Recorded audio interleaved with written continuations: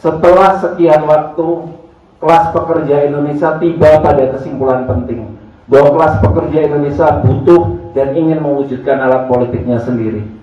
Sudah sangat lama kita tidak pernah melihat di lembaran pemilu simbol partai kelas pekerja yang manapun itu. Bahwa baru kali ini setelah lebih dari 1 dekade hadir partai kelas pekerja. Dia bukan seperti nabi yang diturunkan Tuhan untuk membawa wahyu ya. Dia dibentuk oleh manusia-manusia biasa seperti kita. Manusia-manusia yang punya alpa, dan oleh karenanya partai ini bukan partai yang sempurna. Bila ada di antara kita yang berpikir adalah partai buruh adalah partai yang sempurna. Kehadiran KPBI adalah bagian dari upaya kita untuk mengejar yang tidak sempurna menjadi lebih baik.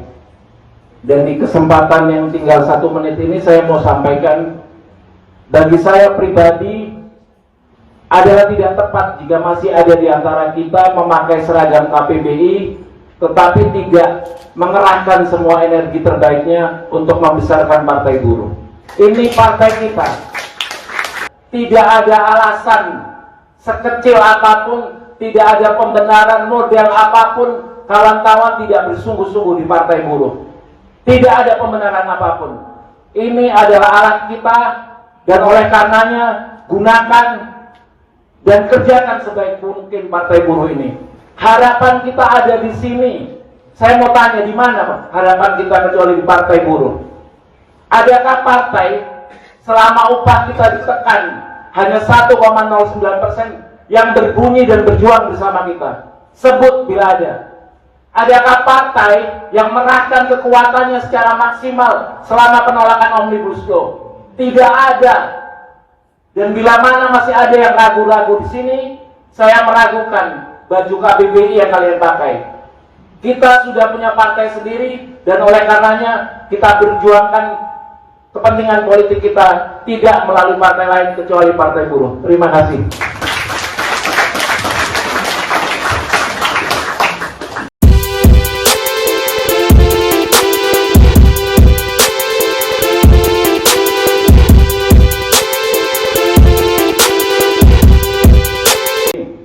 Sebetulnya ini tugas yang tidak mudah buat saya. Jadi merangkum 1 tahun kalender peristiwa internasional dan peristiwa nasional hanya dalam 1 atau 2 jam. Satu pekerjaan yang sebetulnya hampir mustahil.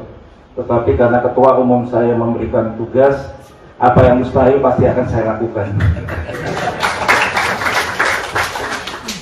Baik, jadi bila mana ada 2 kata yang bisa menggambarkan bagaimana keadaan dunia dalam 1-2 tahun terakhir ini, 2 kata itu adalah pandemi dan depresi.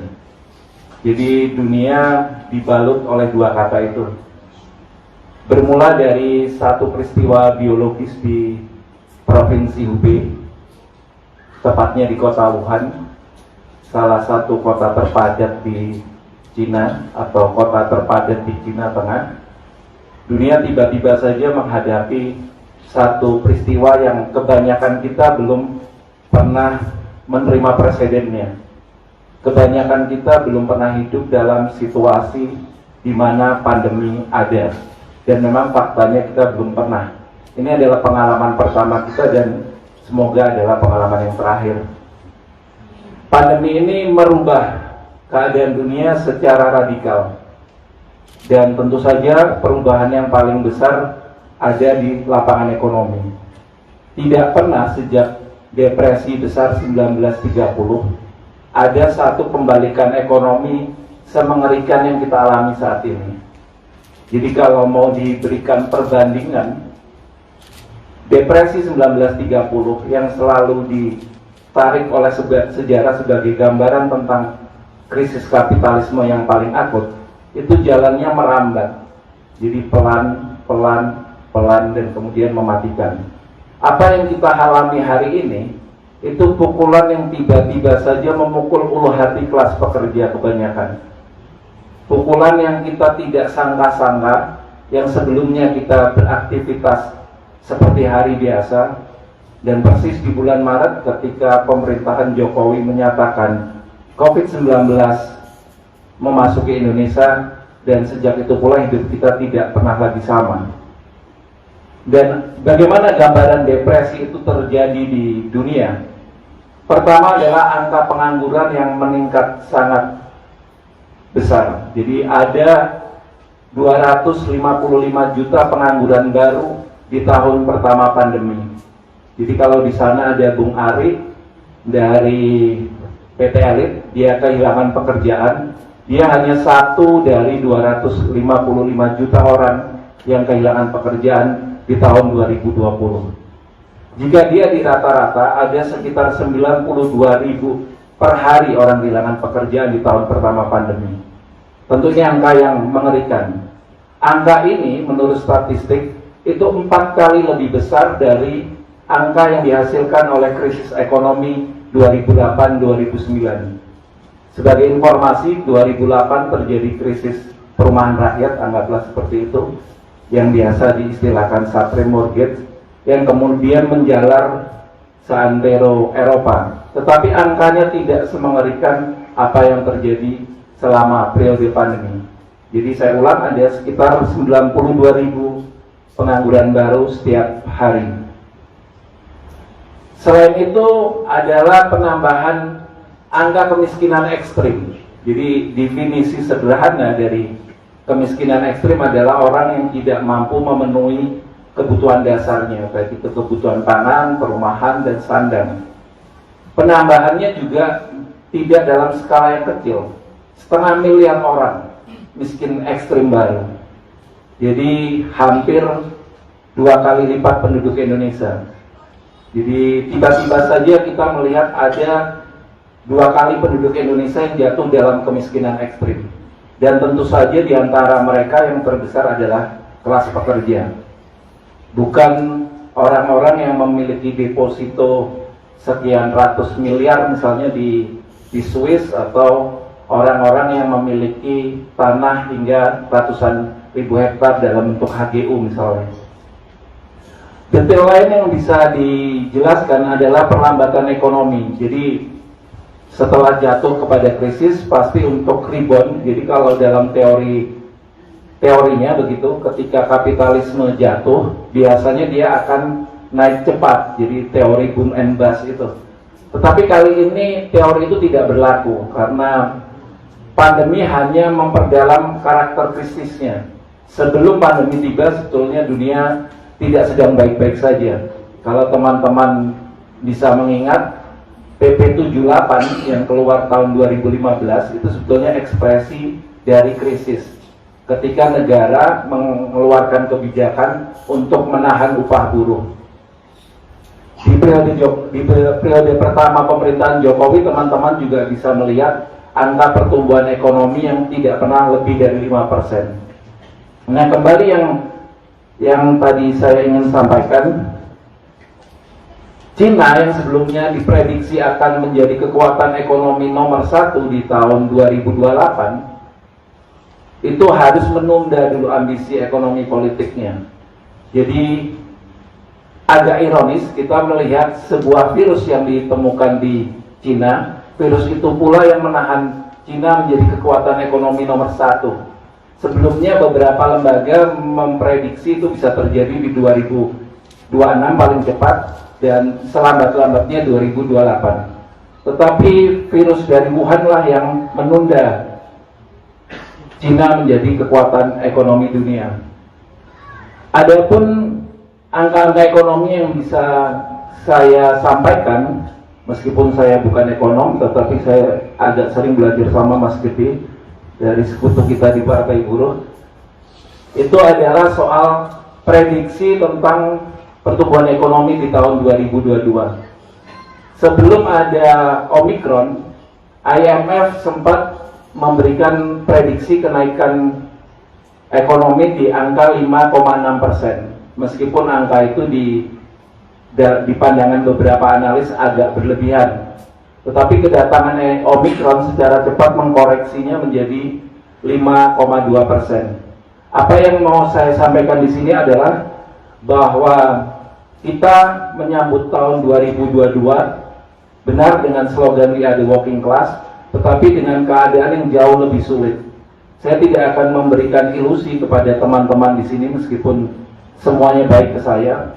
Saya tidak akan menjanjikan bahwa tahun ini adalah tahun yang lebih mudah. Tidak ada tahun yang lebih mudah buat kelas pekerja, tanpa kecuali tahun ini. Artinya apa? Konsolidasi ini akan menjadi wahana yang penting buat kita untuk menjawab ketidakmudahan itu. Karena bila ada satupun yang duduk di kursi ini membayangkan 2022 akan ada pemulihan ekonomi yang kemudian memperbaiki kehidupan kita secara cepat, saya ada di posisi yang tidak percaya dengan janji itu. Dan ketidakpercayaan saya terverifikasi setidaknya dengan kebijakan negara yang hanya menaikkan upah 1,09%, dan beberapa kota bahkan tidak naik. Berikutnya adalah soal politik. Jadi ini memang agak panjang ya. Ketika pandemi bergulir, banyak asumsi di kalangan gerakan bahwa krisis yang dalam ini akan mendorong spontanitas perlawanan massa dalam skala besar, yang manifestasinya bisa berupa kerusuhan, yang manifestasinya bahkan bisa berupa penggulingan rejim yang berkuasa. Asumsi ini wajar karena orang membayangkan situasinya buruk, orang akan marah, dan memori kita tentang 98 tidak terlalu jauh untuk membawa kita bahwa mungkin itu bisa terjadi kembali. Tetapi selama 1-2 tahun pandemi berjalan, tercatat hanya ada 2 penggulingan kekuasaan yang signifikan terjadi.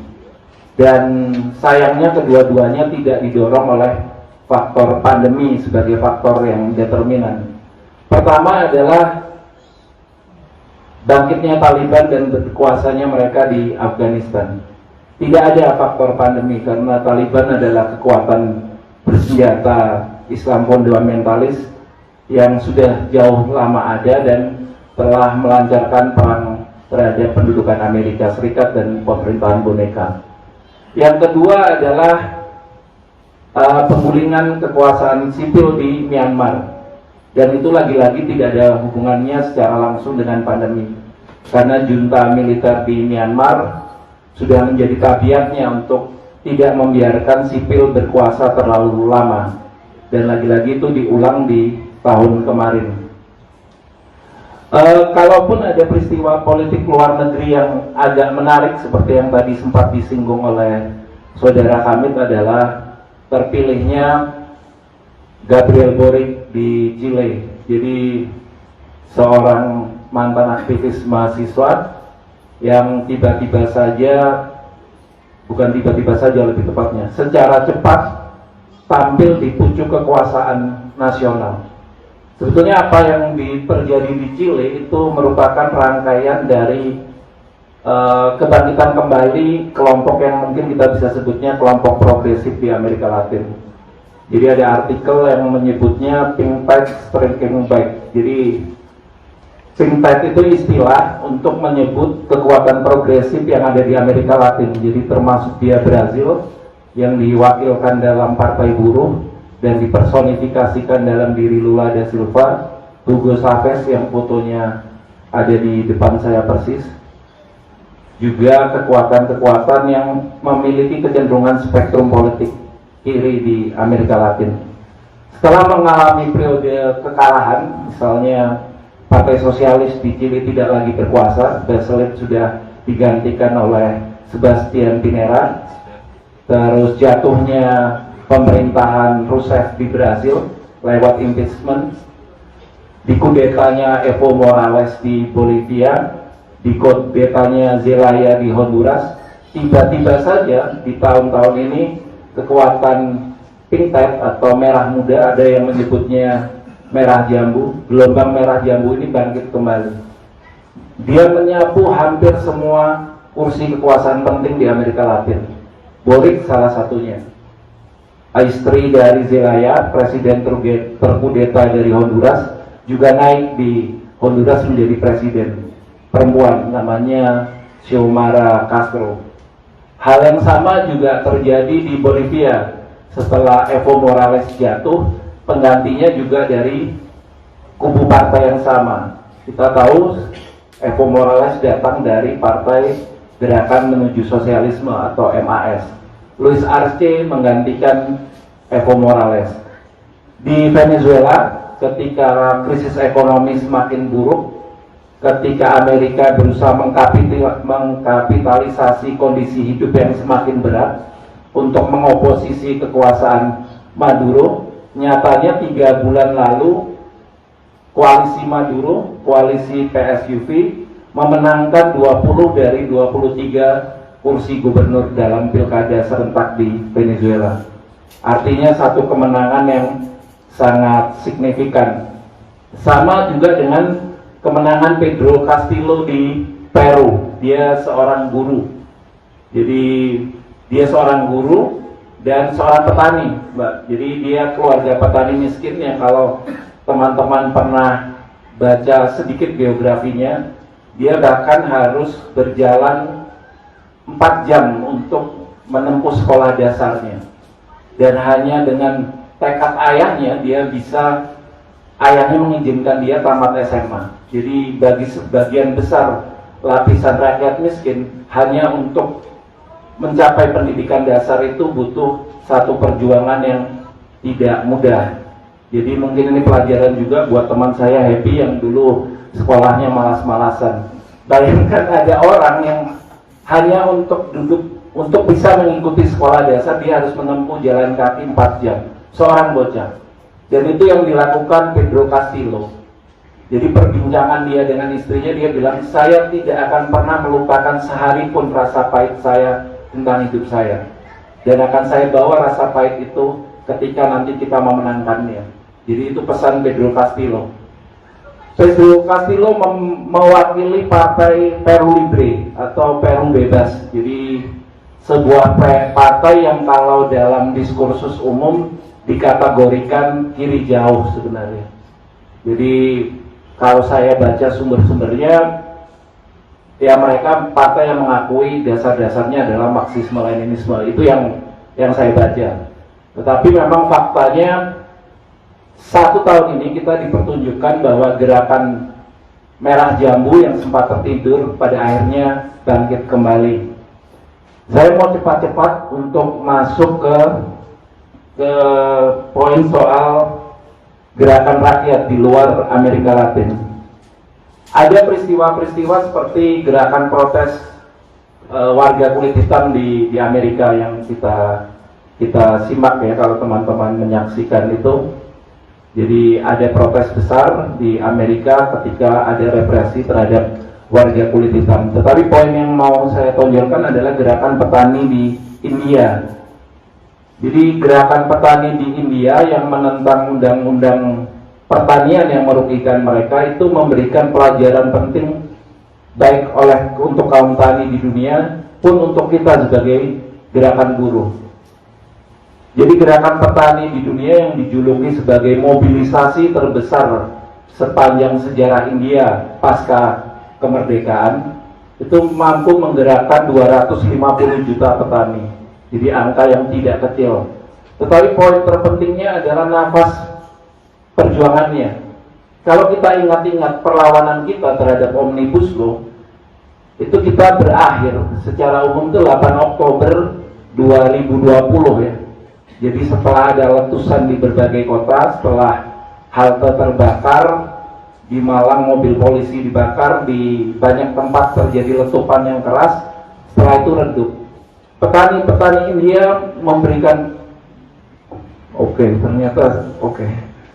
petani-petani di India memberikan kita visi tentang bagaimana berjuang secara Spartan dan memiliki kalender yang panjang.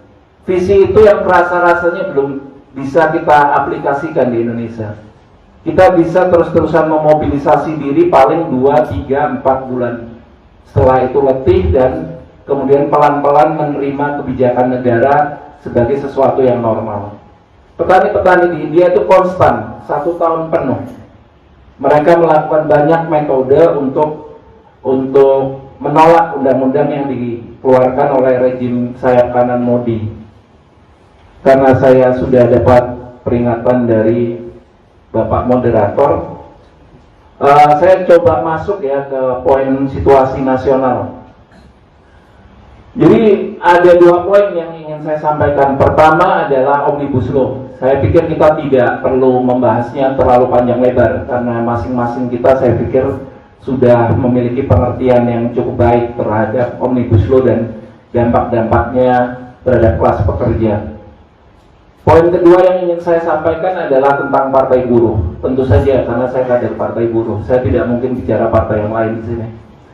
Jadi setelah sekian waktu, kelas pekerja Indonesia tiba pada kesimpulan penting.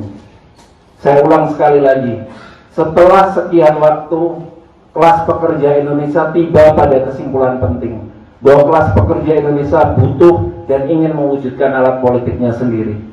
Sudah sangat lama kita tidak pernah melihat di lembaran pemilu simbol partai kelas pekerja yang manapun itu. Dan baru di tahun 2020 dengan semua perbedaan, dengan semua kondisi yang tidak ideal, dengan semua latar belakang sejarah yang beragam, kelas pekerja Indonesia mengupayakan alatnya sendiri. Saya pikir ini kesimpulan yang berani dari kelas pekerja Indonesia. Apa yang terkandung di dalamnya adalah kelas pekerja Indonesia memutuskan bercerai dengan semua spektrum partai pemodal yang manapun. Bila sebelum-sebelumnya serikat buruh berpikir go politik diwujudkan dengan menitipkan kandidat di partai tertentu, sekarang tidak lagi. Bung Hamdani di depan saya ini adalah orang yang pada akhirnya juga tiba pada kesimpulan yang sama. Bung Prana juga, atau bung yang lain. Bahwa baru kali ini, setelah lebih dari 1 dekade, hadir partai kelas pekerja. Dia bukan seperti nabi yang diturunkan Tuhan untuk membawa wahyu ya. Dia dibentuk oleh manusia-manusia biasa seperti kita. Manusia-manusia yang punya alpa, dan oleh karenanya partai ini bukan partai yang sempurna. Bila ada di antara kita yang berpikir adalah partai buruh adalah partai yang sempurna. Kehadiran KPBI adalah bagian dari upaya kita untuk mengejar yang tidak sempurna menjadi lebih baik. Dan di kesempatan yang tinggal 1 menit ini saya mau sampaikan, bagi saya pribadi adalah tidak tepat jika masih ada di antara kita memakai seragam KPBI tetapi tidak mengerahkan semua energi terbaiknya untuk membesarkan partai buruh. Ini partai kita. Ini bukan partai yang datang dari mana, ini datang dari usaha ketua umum kita, ini datang dari usaha kita di kongres pertama yang mengidam-idamkan partai kelas pekerja. 6 tahun lalu kita baru bisa membayangkannya, dan sekarang sudah ada. Tidak ada alasan sekecil apapun, tidak ada pembenaran model apapun kawan-kawan tidak bersungguh-sungguh di partai buruh. Tidak ada pembenaran apapun. Ini adalah alat kita, dan oleh karenanya gunakan dan kerjakan sebaik mungkin partai buruh ini. Harapan kita ada di sini. Saya mau tanya, di mana Pak harapan kita kecuali di partai buruh? Adakah partai selama upah kita ditekan hanya 1,09% yang berbunyi dan berjuang bersama kita? Sebut bila ada. Adakah partai yang mengerahkan kekuatannya secara maksimal selama penolakan Omnibus Law? Tidak ada. Dan bila mana masih ada yang ragu-ragu di sini, saya meragukan baju KPBI yang kalian pakai. Kita sudah punya partai sendiri, dan oleh karenanya kita berjuangkan kepentingan politik kita tidak melalui partai lain kecuali partai buruh. Terima kasih.